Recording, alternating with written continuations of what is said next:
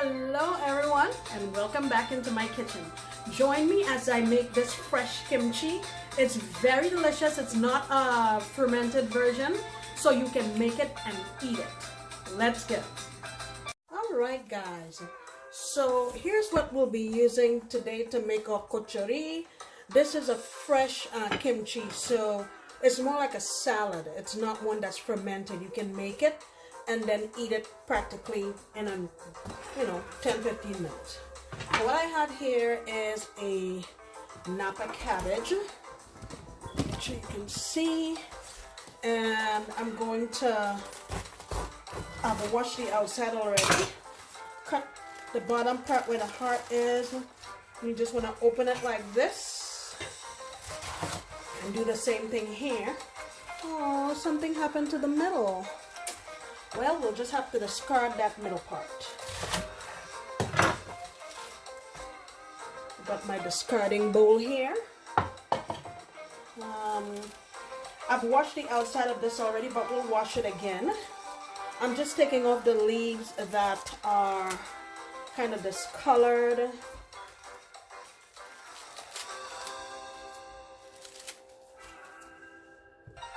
Alright, I've cut off those bad pieces. And we're just gonna cut the little bottom piece here that's tough, and these little ones can go in whole. I have my bowl over here.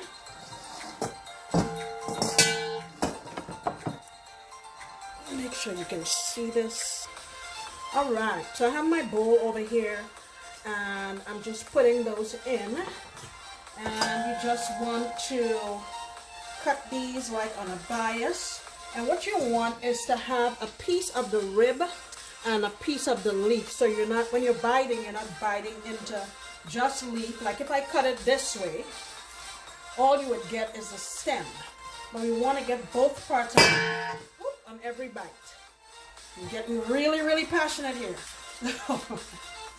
So you just want to go like that and cut it on a bias like so. See? Like so. Alright? Okay. I'm going to finish getting the rest of those in there.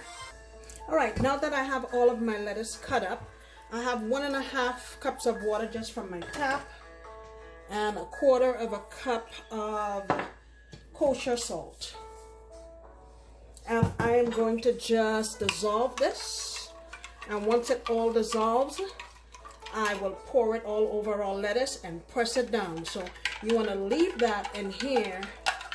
Leave the lettuce to soak in there for about 45 to 55 minutes. You can go as long as an hour.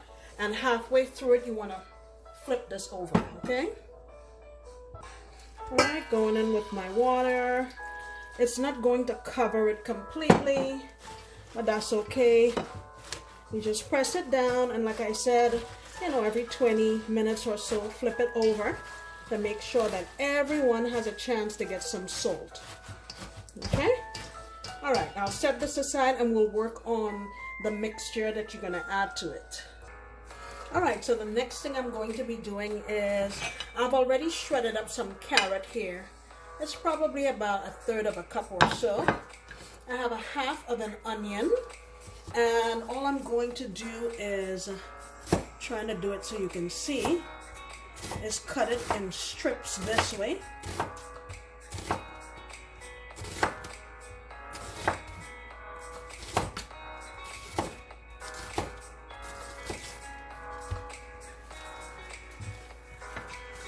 All right. Oh, look at that.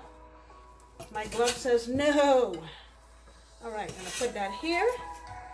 And I have 4 sprigs of green onion. You can see I chopped off the tops already for something else, but I'm gonna cut them down the middle this way and then cut them on a bias, like about that length. Okay? All right, let's do these. And this will give some nice contrast of color to our kochori. Cut, cut. And if you're not a fan of the really strong fermented taste of kimchi, this is a great place to start. All right, now what I have here also, you see we have that cut up.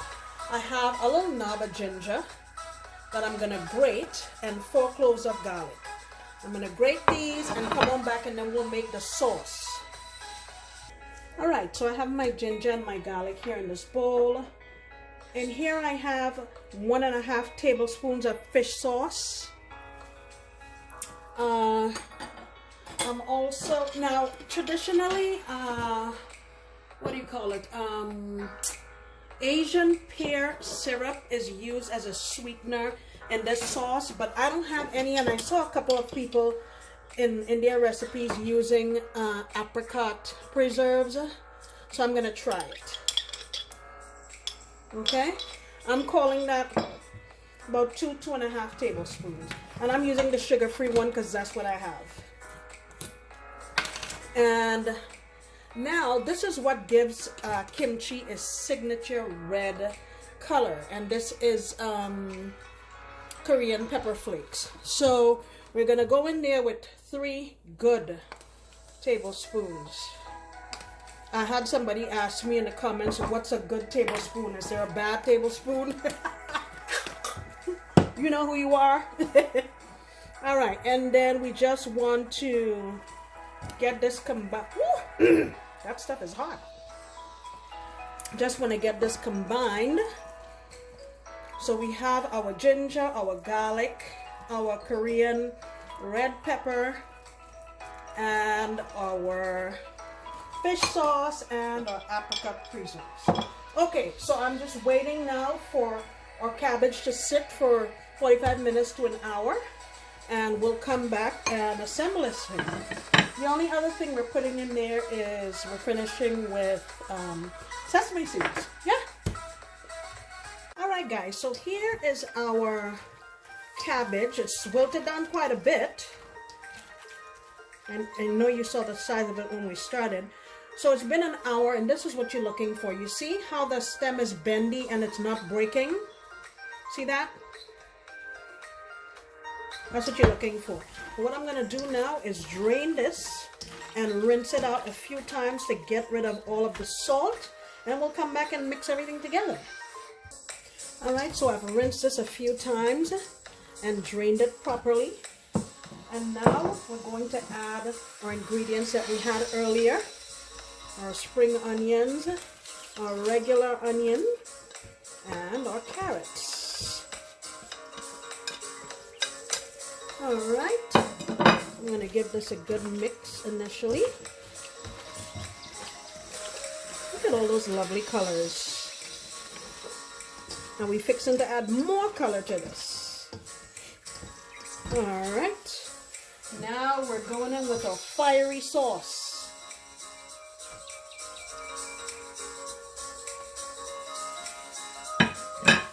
So you just want to get this all mixed in, and this will finally get its characteristic red color. Just keep mixing.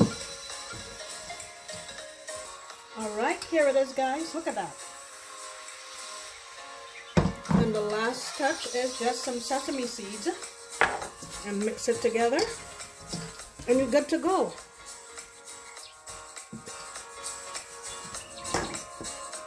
Look at that. And I tasted it. You know, the apricot really worked nicely here, and it's nicely seasoned, not too salty. I love it. All right, guys, thank you so much for coming into my kitchen. I really hope you try this, and I look forward to you coming back next time, because I promise to make another delicious recipe. Bye.